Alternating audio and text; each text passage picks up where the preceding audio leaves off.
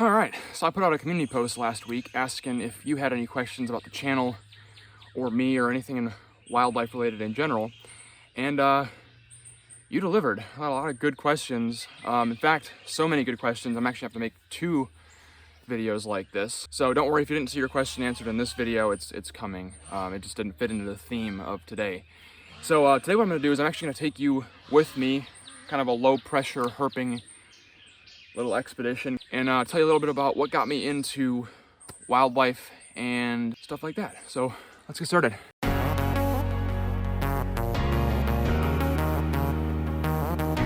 All right, first question is from Chew Don't Know FPV. He wants to know who inspired me, and oh wow, big crayfish.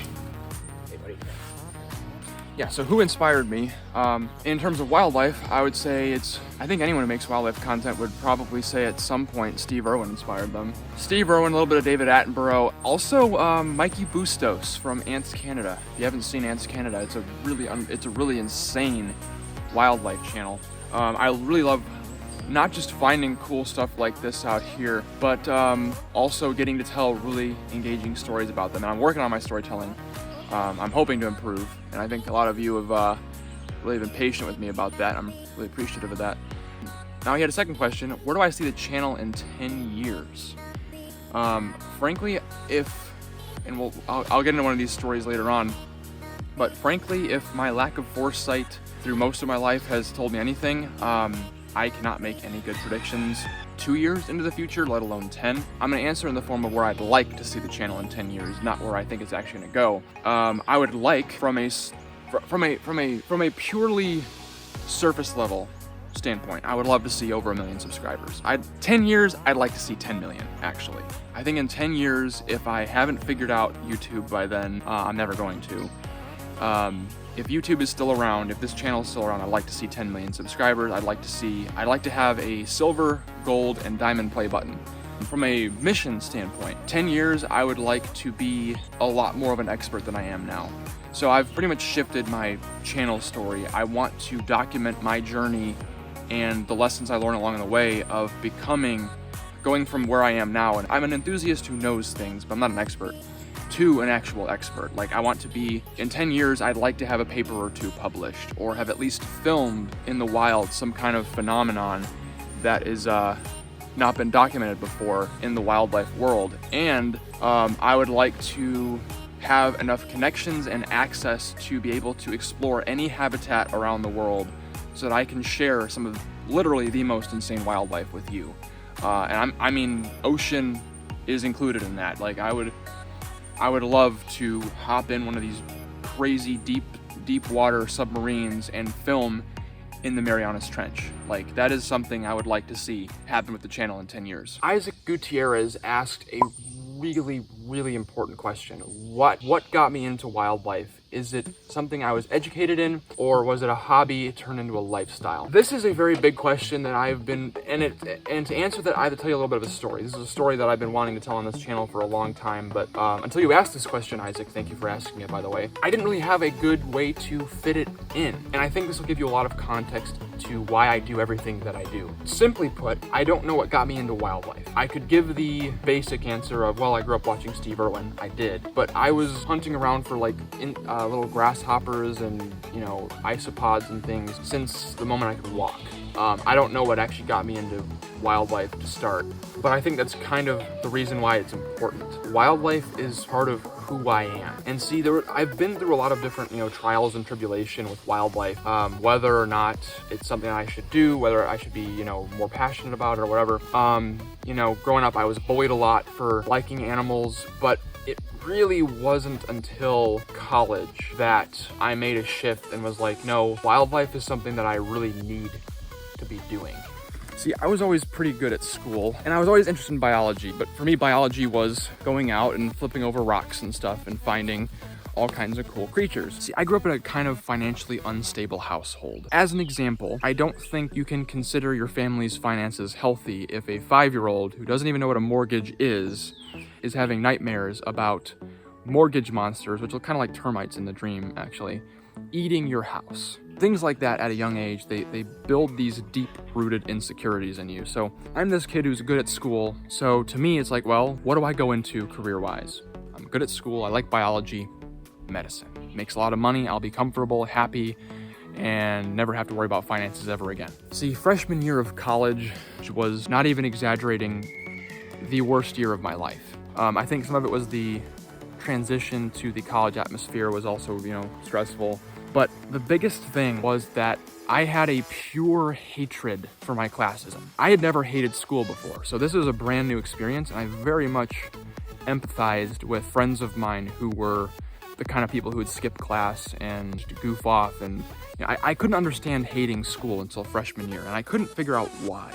I had liked chemistry and biology in high school. Why do I hate chemistry and biology in college? The workload was just weighing on me. My time management went to hell. So I didn't even have good self-care skills. I just kind of spiraled. I remember a week after my grandmother passed away of cancer, second semester freshman year, I was passed out drunk, blacked out, in my dorm bathroom. I started sleeping 16 hours a day. I was only leaving my bed when I wasn't sleeping to use the bathroom and get food. The thing people don't tell you about depression is that it's not that you're sad all the time. You have no energy. You have no vitality.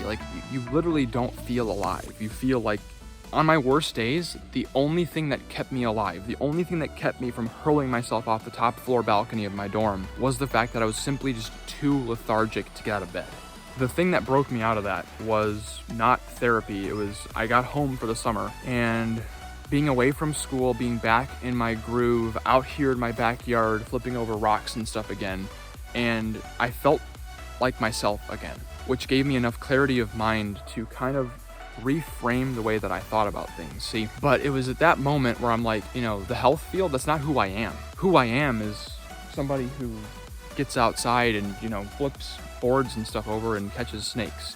That is who I am. And I have this belief that no matter how much the paycheck is, if you're doing something that is just out of congruence with who you are, you're gonna burn yourself out and you're gonna fail. I took a chance. It's a hobby turned lifestyle. To fully answer your question, the reason I got into wildlife is it was a hobby. I turned it into a lifestyle because I realized through depression, through the worst mental health crisis in my life, I realized that searching for wildlife is who I am. That makes it less of a, oh, I like to do this, to this is what I have to do. This is who I am. This is the life that I want. And the reason I make these videos, the reason I research the algorithm meticulously is because, wildlife is who I am. I'll talk about this later in another video, but I end every video with, find your own adventure, find your adventure. And I think people get misconstrued. That means, oh, I'm encouraging people to get out and explore for wildlife. Not everyone who watches my videos is into wildlife, or at least into interacting with wildlife themselves, but they like to see, goofs like me go and almost get bit by spiders and snakes and things. It's entertaining, right? I can't blame you. Find your adventure does not mean get outside and look for wildlife. Find your adventure, what it means to me, and this is kind of an aside to your question, Isaac, and something that I hope that anyone watching this takes away. Find your adventure is about doing what makes you feel alive. It's about doing what's truly and unapologetically you. Heavy, heavy stuff. With that, I'm gonna actually go deeper into the woods here. A lot of my flip sites aren't super great right now because it is summertime and tin is very hot. So all the reptiles and spiders and stuff aren't going to be out here. Which leads me to my next question. Peter, Peach State Explorer, asked me if I have any advice for someone looking to get into a wildlife career, which I think is a good segue after, my reasons why I do wildlife stuff. And first thing is, like I said, you really want to again ask yourself why. Why am I into wildlife? Is it because is it for the adventure of looking for animals? Is that what it is? Or is it something about a deeper mission? Like me? Yeah. I have a conservational message to my content, but truthfully, my wild backyard is about, pursuing a dream. Before I can even give you good advice on that, I'd ask, why do you do wildlife? First thing I would do is I would actually approach it from a non-traditional standpoint. Some degrees really just aren't worth it, in my opinion, because you're not going to get a good return on your investment. All the wildlife knowledge that I have did not come from school. I taught myself, or I learned from, you know, experts that I'm connected with. You know, I didn't, you know, I've always been really interested in wildlife, so I'll just research stuff on my own, and I'll read things, and I'll do experiments out here and test to see what I can find. And I would say, yeah, just, you know, kind of get out there and figure out, you know, do you have a message that you want to send? And I would see if you can build an audience around that mission, which brings me into my next question, which is a good segue, which will still answer yours, Peter, but it's from my buddy Harrison Black. He has 3 questions. Well, him and Evan have 3 questions. First of which is, are there other content platforms that I recommend content creators check out? So I'm a big proponent of YouTube. In fact, I'm such a big proponent of YouTube that even though I have other social media presences, I really don't advertise them here because I never use them. For me, other platforms, they just don't have the same vibe as YouTube does. I like the fact that YouTube has longer form content. I can do more sophisticated storytelling than I can with a photo or with a short vertical video. Freaking thorns, man, I swear to God. What was that? Is that a spider? It is a mole cricket. What? So that's fun. This is a little lifer on camera. I just saw him moving the leaf over here, and it's a mole cricket. But yeah, so social media, I would say, I'm gonna give you kind of a non-answer, Harrison. For me, I recommend YouTube. But it really depends on you and what kind of content you like to make the best. If you like talking to people, Clubhouse. If you prefer to take photos of things and you think that you connect better with photos, Instagram. Now, Harrison had a second question. What's my best animal encounter this year? It's not super related to the topic for today, but I'm gonna answer all of your questions in one go. Or the animal encounter that was most transformative for me in the last 12 months was probably either the bark centipede that I handled for the first time or the fungus gnat larva that I found underneath a log. Reason being, not because they were super dangerous encounters, but because they made me better as an explorer. The centipede not only helped me get over my fear of centipedes, it also really helped me get better at handling spiders. You know, centipedes scare me a lot more than spiders do, so if I could handle a centipede, spiders are easy. Fungus gnat, because it was such a bizarre find that I had no idea what I was looking at, and I had to really scour through the internet to, you know, figure out what it was that I'd found. It was those two that really, I think, moved the needle for me the most as to who I want to become in the wildlife space.